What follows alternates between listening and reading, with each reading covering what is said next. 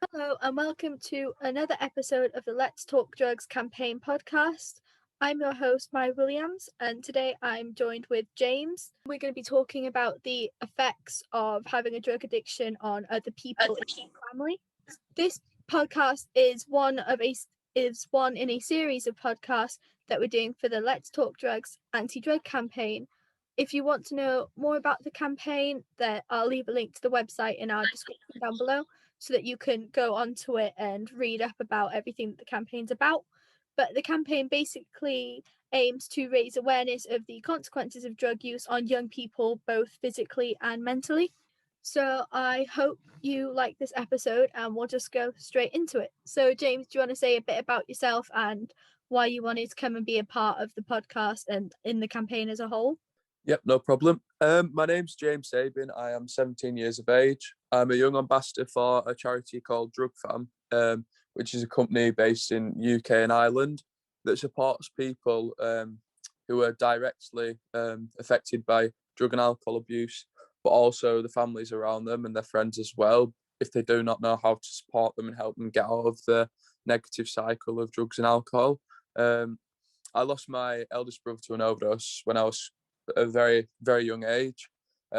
So ever since, I've been doing multiple different activities to try and spread the awareness of drugs and alcohol within the community, especially within young people.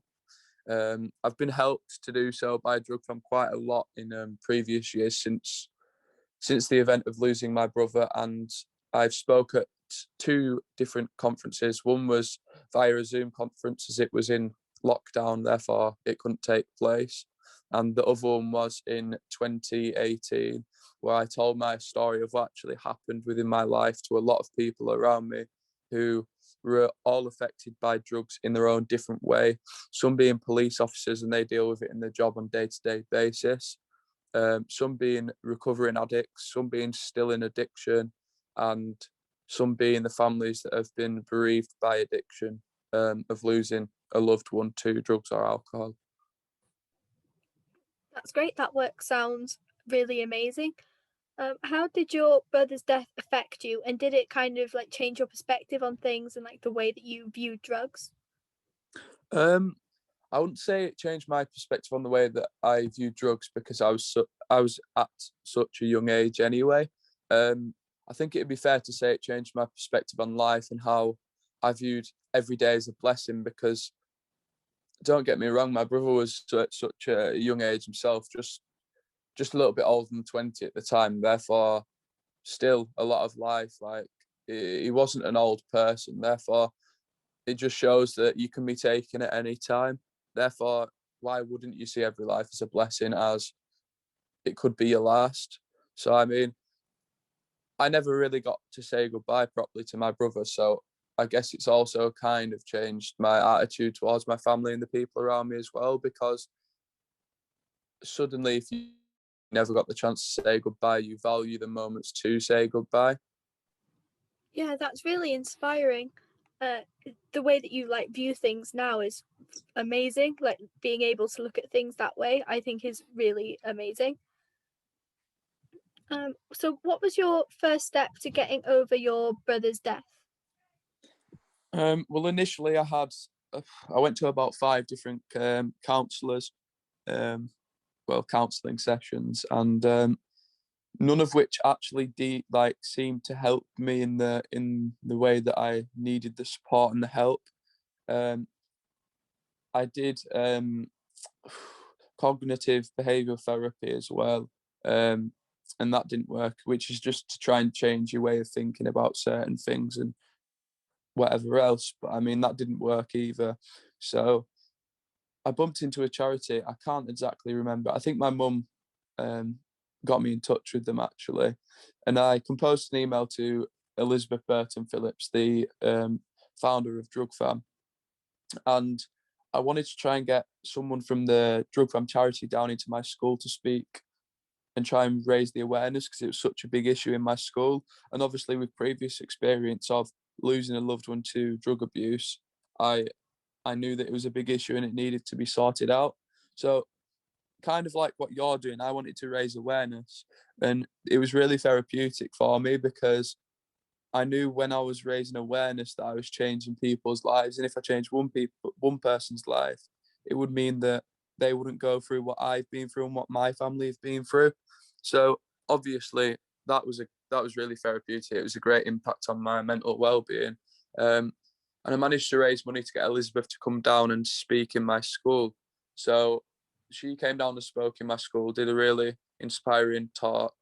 As she lost one of her sons to an overdose, and they were actually twins. And one of them managed to survive, and now he's doing great in life. He's turned his whole life around, and well, he's a really inspirational man, I'd actually say, is what he's come through. He's lost, well, twin. You know what they say about twins? He's lost like his other part of him, and he's still going. So she spoke, and it just gave me the confidence to think I can do this. I'm in a position. I'm not alone. Everyone goes through their own battles, and so I decided to start sharing my story with people. Like started off with forums in my school, and then moved to whole year assemblies. Then I'm going to try and branch out to different schools, different sixth forms in the area, and yeah. Well, that's really amazing. How did you hear about the Drugfam charity, and how did you start like actually working with them and becoming their ambassador?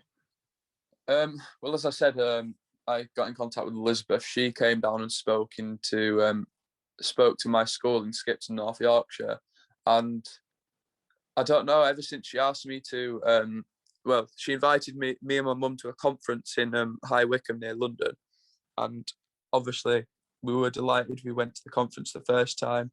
Me and my mum just sat there, took everything in. It was quite an emotional day, to be brutally honest, as well, because the stories that got told and the different perspectives that people were looking at drug and alcohol abuse from.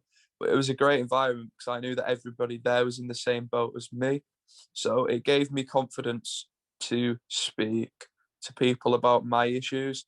And it was the first time I've been properly in an environment other than my family environment that I felt I could speak about my brother in that way.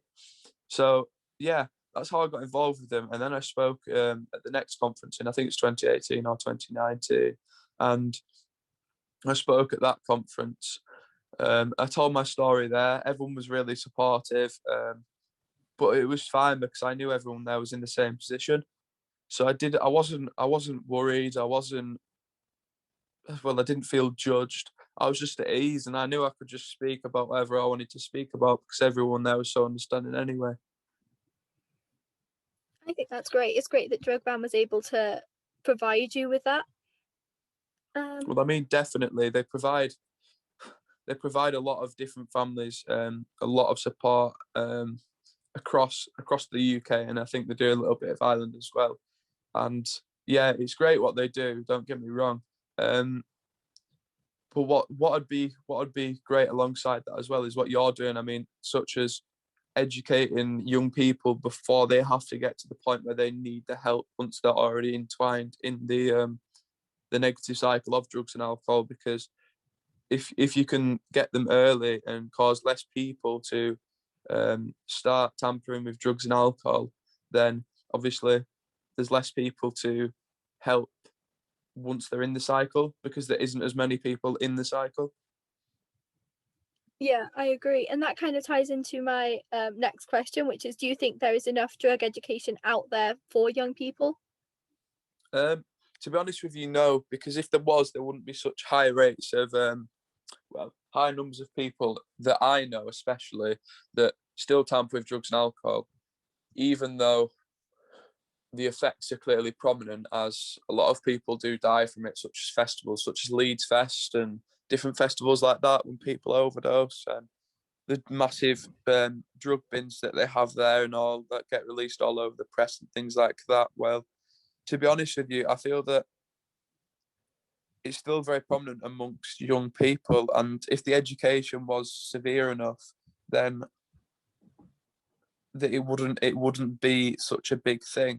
And I think the stigmatization that's attached to people who are actually addicted by drug use is quite disheartening and upsetting, really, because I feel, well, I don't even feel it, but it's in your DNA to become addicted to a substance.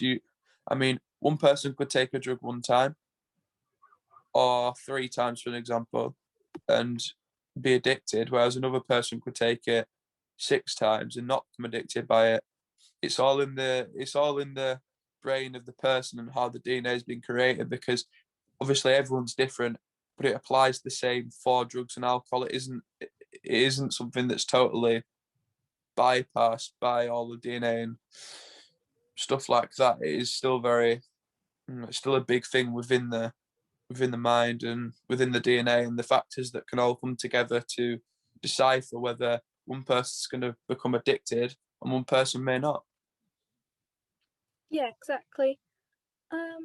What do you think can be done to kind of stop young people from turning to drugs?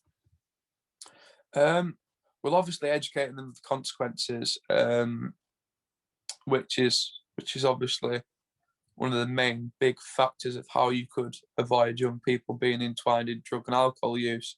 But there are a lot of different ways that you could possibly go about it. You could probably get young and elderly people to speak. So obviously, if it's just the people of older ages speaking, young people may not be able to relate with them as much, as they think that they're just being nagged, and some people might get put off by that. Whereas if you've got both people speaking, you've got a young person speaking, and you've also got like a wise, older aged person, they may be able to relate better to what the speaker's talking about and what the education's about, because they're of that age.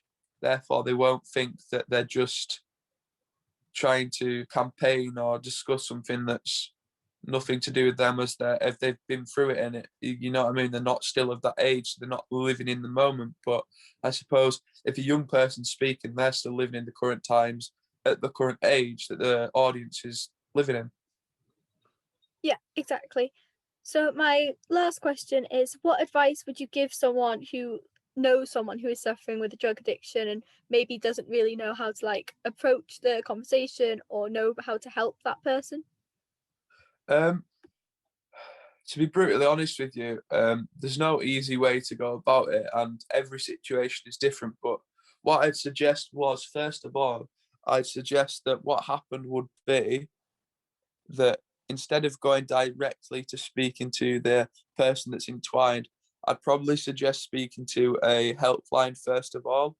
One of the helplines that obviously supports the family surrounding drug and alcohol addiction, such as Drugfam, for example. Um, or there's many different companies that don't just specialize in drug use, but a drug use company would possibly be the best one to go to, as if you contacted them first, they might help you mentally as well, but also give you the correct strategies to help the person around them without making the situation worse. Because in some cases, what can happen is, if family members directly confronts the person that is suffering from the drug use, it can make the situation worse, as they may feel scared, they may feel anxious, they may feel upset, they may feel angry that they're so caught up in the drug and alcohol world. Yeah, I think that's really good advice. If there is someone out there who does feel comfortable, obviously having a conversation with a friend or family member who is suffering with the drug addiction, on our website we've got a downloadable sheet that has a bunch of conversation starters that people can download. So if anyone listening wants to use that, just use the link in the description, which will take you to our website, and you can download that downloadable sheet, and it will help you with how to go about having a conversation about drugs with somebody. So thank you for coming today, James. Is there anything else you wanted to say or anything you wanted to add? Yeah, definitely. In April, I'm doing a skydive to raise money for Drugfam.